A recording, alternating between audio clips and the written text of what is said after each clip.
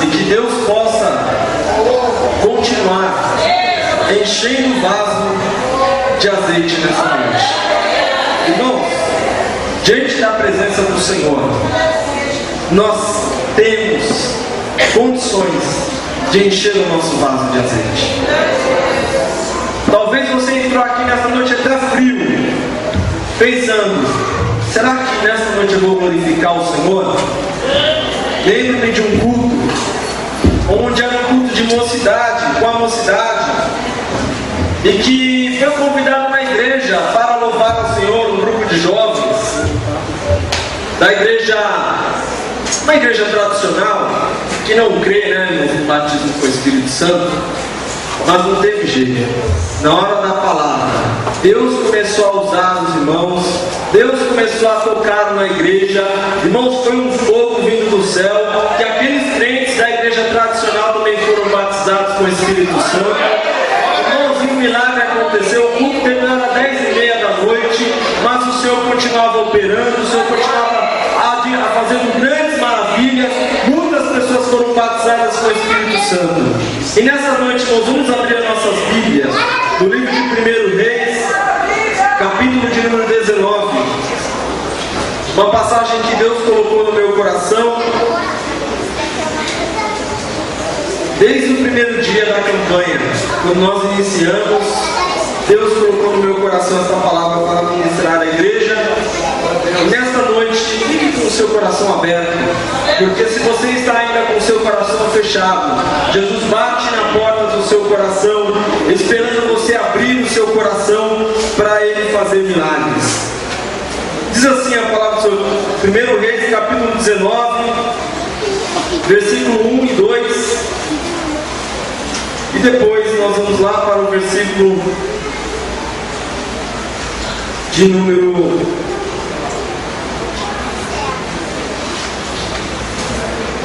13. Bem? Diz assim: e Acabe fez saber a Jezabel tudo quanto Elias havia feito e como totalmente matara todos os profetas à espada. Então Jezabel mandou um mensageiro a Elias a dizer-lhe: assim me façam os deuses e outro tanto, se de certo amanhã, a estas horas, não puser a tua vida como a de um deles. Lá no versículo número 13, diz assim: e sucedeu que, ouvindo Elias, envolveu o seu rosto na sua capa, e saiu para fora, e pôs-se à entrada da caverna, e eis que veio a ele uma voz que dizia: que fazes aqui, Elias?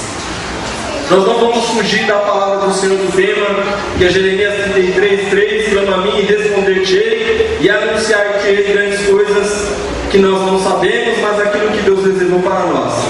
E diante desta palavra, irmãos, nós todos conhecemos a passagem do livro de 1 Reis, onde Deus levantou o profeta Elias para bradar na terra, para profetizar contra a ímpia nação de Israel, contra o rei Acabe e a sua esposa Jezabel, que estavam cada vez mais se distanciando da presença do Senhor.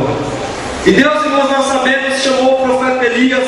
Nós conhecemos o profeta Elias como o profeta do fogo, onde Deus fez muitos milagres através da vida de Elias. Nós sabemos que Deus usou Elias onde Elias profetizou, ministrou a palavra do Senhor, e, irmãos, os céus se fecharam. 3 anos e meio ficou sem chover em Israel, conforme a palavra que o Senhor havia ministrado, usado o profeta Elias para ministrar essa palavra. 3 anos e meio sem chover. Mas nesse intervalo de tempo, enquanto Israel sofria, enquanto o rei padecia, Elias era alimentado por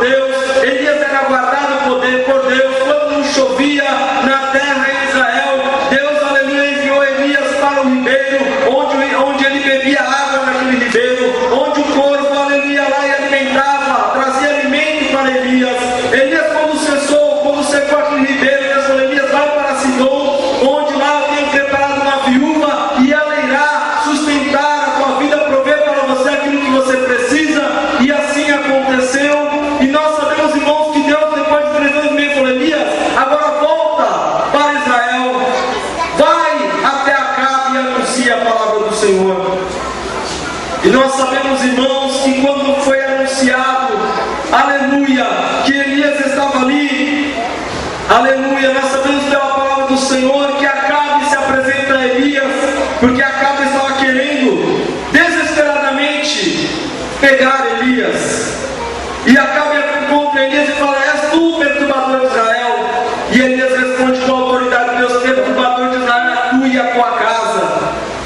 Vocês levantaram falsos profetas aqui em Israel, mas ajuntem eles lá no monte, aleluia, onde Deus irá fazer algo maravilhoso. Nós sabemos pela passagem, só irmãos, que Elias orou, Deus mandou fogo do céu, Deus confirmou que ele era Deus em Israel, e assim aconteceu. Elias era um homem de oração. Lá no livro de Tiago fala que Elias era um homem de oração, fala até como exemplo de oração da fé, onde Deus faz milagres, onde Deus opera maravilhas. E Elias era um homem que tinha, aleluia, um particular com Deus, que clamava ao Senhor. E nós sabemos, irmãos, que quando Deus mandou um milagre, aleluia, 3 anos e meio sem chover em Israel, Elias falou para, aleluia, Acabe, sobe, pode comer, porque eu ouço um ruído de abundante chuva aqui em Israel.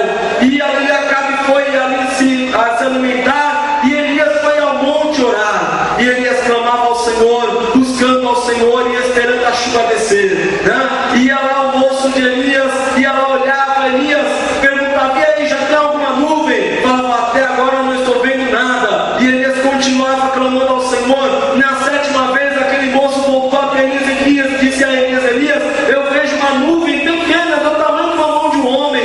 E ele disse: então faz o seguinte, vamos até Acabe, avisa Acabe preparar o seu carro, a sua carruagem e descer, porque a chuva de Deus vai descer aqui em Israel. E assim aconteceu. Mas nós sabemos, irmãos, que Elias, com a autoridade de Deus, havia cumprido a lei, onde determinava que os falsos profetas teriam que serem mortos. Isso assim aconteceu. E quando Jezabel ficou sabendo do acontecido, seus 450 profetas de Baal haviam sido mortos, estavam mortos. Quando ela recebeu aquele aviso, ela mandou uma mensagem para Elias: diga para Elias que amanhã, neste mesmo horário, a sua vida também será tirada, da mesma forma que foi tirada dos teus profetas. E quando Elias recebeu aquela mensagem, irmãos, Elias era um homem de fé. Elias era um homem que tinha um particular com Deus, com autoridade dada por Deus. Elias era um homem que clamava ao Senhor. Mas quando ele recebeu aquela mensagem, veio um temor na vida de Elias. Aquele Elias que nós conhecíamos na Bíblia já não era mais o mesmo. Quando foi anunciado que no dia seguinte ele perderia a sua vida. O que eu quero nessa noite deixar claro para os irmãos é o que acontece quando o crente para de clamar. O tema diz: clama a mim e responder-te-ei.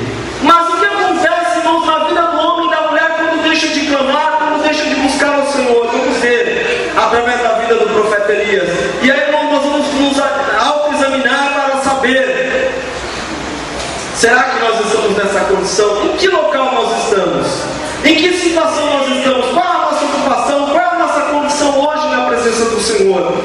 Quando Elias recebeu aquela mensagem que a sua cabeça iria rolar, nós sabemos pela palavra do Senhor que Elias decidiu então fugir. Irmãos, quando o crente para de clamar, quando o crente não crê ou não confia, não busca mais ao Senhor, quando vem uma tribulação, quando vem uma perseguição, a primeira coisa que ele faz é fugir da presença do Senhor. Quando Elias recebeu aquela mensagem, ele não clamou, ele decidiu fugir. Irmãos, o que nós aprendemos com isso? Que após uma grande vitória, após uma grande bênção, após uma busca de oração, em oração, após um clamor, pode surgir desafios após um período de oração, após um período de vitória. Nós estamos numa campanha de 12 dias. Após esses 12 dias, pode ter certeza que muitas coisas podem acontecer. O inimigo pode se levantar, mas quando o crente aprende a clamar ao Senhor, ele sabe, ele confia, ele crê, e Deus faz a obra, ele não foge, ele permanece em fé, ele permanece firme, porque ele sabe quem é o Deus que ele serve.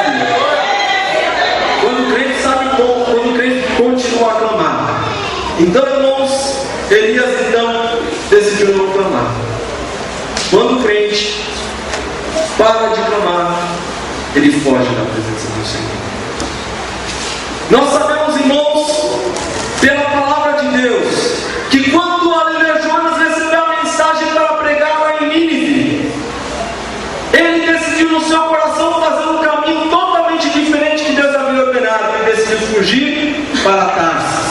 Já foi até ministrado durante a campanha, mas ele teve que voltar para fazer a obra do Senhor, porque nós não temos como fugir da presença do Senhor.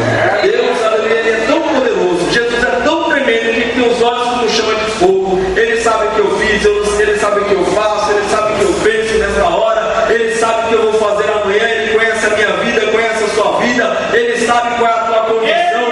Então clame a Ele nesta noite, não fuja da presença do Senhor, não fuja do desafio, não fuja da tribulação, não fuja da perseguição, não fuja do problema, mas encare Ele conforme aquilo que Deus colocou no seu coração. Coloque-se na presença do Senhor e clame a Ele e Ele dará a vitória. Irmãos, enquanto a pessoa deixa de clamar, ela foge diante do problema. Mas uma coisa que eu aprendo é, quando eu fujo do problema, o problema vai atrás de mim. Vocês já viram? Tem pessoas que, quando surge um problema, quer mudar de congregação, quer mudar de igreja, quer se distanciar da presença do Senhor, mas não tem jeito, o problema vai atrás. Não tem jeito, não tem como fugir da presença do Senhor. Não tem como. Deus fala para você nessa noite: levanta-te, ponte de pé, porque Ele está falando contigo. Não fuja, fique aonde Deus colocou, porque Ele é Deus e Ele é fiel na sua vida. E Elias decidiu então fugir. Eu pergunto nesta noite: tem alguém fugindo de Deus nesta noite? Tem alguém fugindo do problema nessa noite?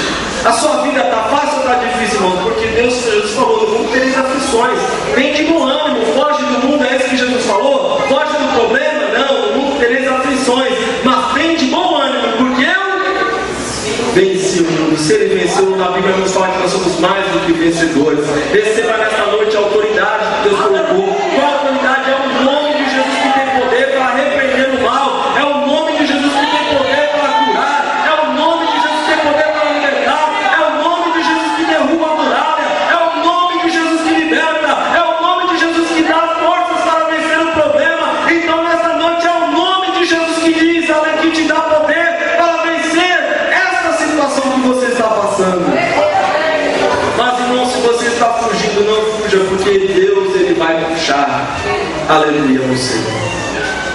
Quando, irmãos, Neemias estava construindo a muralha ali em Israel, ali em Judá, em Jerusalém, Tobias, Sanbalate e Gesem se levantaram e mandaram uma mensagem para Neemias: Neemias, para com essa obra. E alguns judeus comprados por aqueles homens foram falar para Neemias: Neemias, os teus inimigos estão vindo, fuja, se esconda dentro do templo do Senhor. Mas Neemias, quando recebeu aquela mensagem, Neemias era homem de clamor, Neemias era um homem de oração.